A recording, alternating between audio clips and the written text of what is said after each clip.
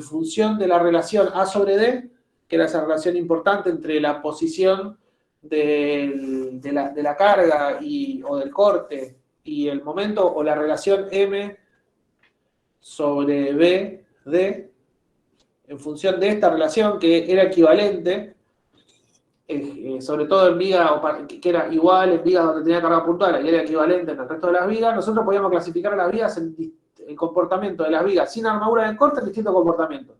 Y nos habíamos dado cuenta que los que tenían esta relación muy chiquitita, no nos importaba tanto estudiar cómo tenían mecanismos para redistribuir los esfuerzos de corte luego de que aparecían las primeras fisuras, suficientemente importantes como para permitirnos a nosotros desarrollar toda la capacidad de flexión del elemento, aún cuando empezaba a aparecer este estado de fisuración inclinada, porque aparecían otros mecanismos. Por ejemplo, en las piezas muy cortas aparecía el trabajo como arco, y en fin, en las otras piezas aparecían otras redistribuciones de tensiones que me permitían a mí, o nos permitían a nosotros, desarrollar la capacidad al momento nominal de flexión antes de lo que ocurre falla por corte.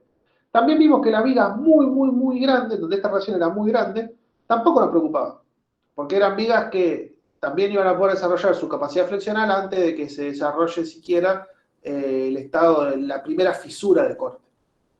El problema eran todas las vigas que estaban en el medio, y nos dimos cuenta que las vigas que estaban en el medio justamente eran las que habitualmente ocurren en la práctica.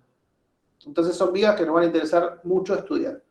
Y en esas vigas habíamos visto que cuando aparece ese estado de fisuración inclinado, debido a las tensiones de tracción derivadas de la presencia de las tensiones tangenciales, fruto del esfuerzo de corte, cuando aparecía esa fisura, la viga no tenía capacidad de generar un nuevo mecanismo para redistribuir esos esfuerzos que ahora que antes pasaban por el material donde está la fisura y que ahora ya no pueden pasar por ahí porque el material está fisurado, y la viga se rompía. Entonces, vamos a ver un poco cómo el reglamento aborda el problema del corte, es decir, qué cosas, cómo lo encara. Vamos a ver algunos estados límites últimos asociados al corte, es decir, qué pasa con los estribos, cómo van a fallar. Vamos a estudiar un poco las armaduras mínimas, porque también va a haber armaduras mínimas y máximas. En el reglamento va a haber una mínima para... ¿Por qué? Porque si yo pongo tan poca armadura que cuando se produce el estado de fisuración, la viga sigue sin ser capaz de redistribuir esa fuerza que aparece, la falla sigue siendo frágil. Y si yo armo de más, puede suceder que la viga falle sin que la armadura transversal haya entrado en fluencia y tenga también una falla frágil. Entonces voy a tener que limitar también ahí un poco la cosa. Vamos a hablar de una armadura especial, que es la armadura de suspensión. Vamos a ver también algunas secciones críticas, es decir, en función de cómo uno espera que se rompa la pieza, donde yo tendría que considerar tomar el corte, que vamos a ver que no es puede no ser en el apoyo, puede ser un poco más corrido, eso es importante para el dimensionamiento.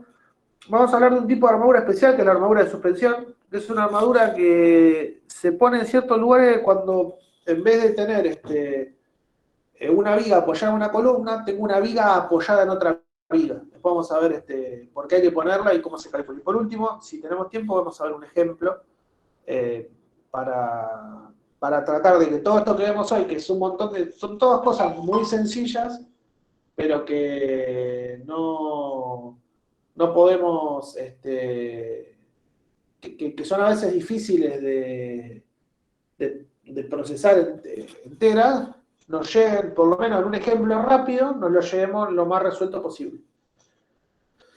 Bueno, respecto al abordaje reglamentario, una cosa que hay que saber es que la resistencia, acá perdonen que van a ver que no están del todo claras estas imágenes, eso fue un problema del origen, después lo vamos a tratar de corregir, pero de todos modos las van a poder leer bien. El reglamento, ¿cómo maneja el corte el reglamento? Él dice siempre la misma ecuación, dice phi, vamos a cambiar el tamaño del lápiz, siempre dice lo mismo, phi por Bn tiene que ser mayor o igual a Bu. Si esto ocurre, lo que yo garantizo es que la viga va a poder redistribuir esos esfuerzos de corte cuando aparezca el estado de fisuración diagonal, no va a fallar inmediatamente, y se va a poder desarrollar toda la capacidad de momento de la viga que yo calculé. Es decir, que la idea, como siempre, de la armadura de corte es poder desarrollar MN. El valor de la resistencia nominal al corte de la sección va a estar compuesto por dos resistencias al corte, fundamentalmente. B sub C y B sub S. B sub C es la resistencia que uno va a decir aporta el hormigón. Involucra muchos mecanismos. Habíamos visto la clase pasada que está donde yo tengo una sección en la que ocurre una falla por corte. Tengo presente varios mecanismos. Hemos visto que acá tenía un mecanismo del corte que todavía puede pasar por el hormigón que aún no se fisuró, el corte que pasa por la trabazón de los agregados y el corte que puede pasar por efecto dovela a la armadura longitudinal. Todos esos efectos de corte van a estar nucleados de alguna manera en BC. Después vamos a ver cómo se calcula. Y después, por otro lado, vamos a tener B sub S por steel, que va a ser el corte que puede aportar, o la resistencia al corte que puede aportar la armadura de corte, que vamos a ver en función del tipo de armadura, la disposición de una serie de cosas, cuánto vale cuánto toma ese valor. El factor de reducción para los esfuerzos de corte, independientemente del esfuerzo y la combinación, es 0,75. Independientemente de cualquier cosa, de la combinación siempre va a ser independiente, ¿sí? Independiente de las condiciones en que se desarrolla el corte. Bueno, profe. ¿Sí? Disculpe, hay un chico en la sala de espera.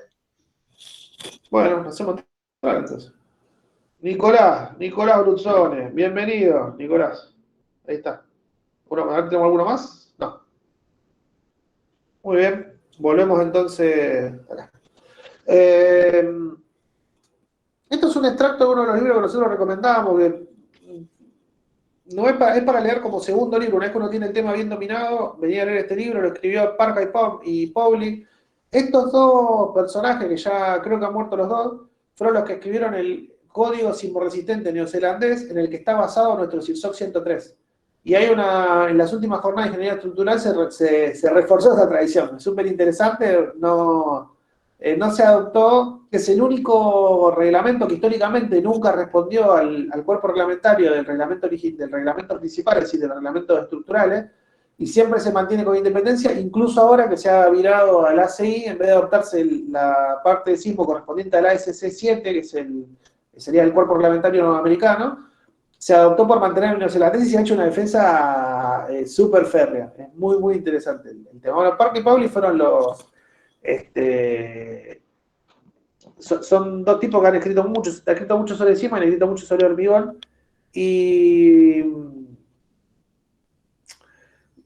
esta es una cosa interesante que escriben y que dice, mira, en realidad, así como cuando yo tengo una resistencia que debido a la armadura de corte, a una viga que no tiene armadura de corte, y es una, en donde participa todo, participa el hormigón y la armadura longitudinal, en realidad, en la resistencia al corte, en todos los mecanismos, participa B sub C y B sub S. Es decir, que esta simplificación que estamos haciendo nosotros, de separar la resistencia del hormigón por un lado y la resistencia de la que aporta la armadura transversal o la armadura de corte por otro, hay que entenderla en el conjunto.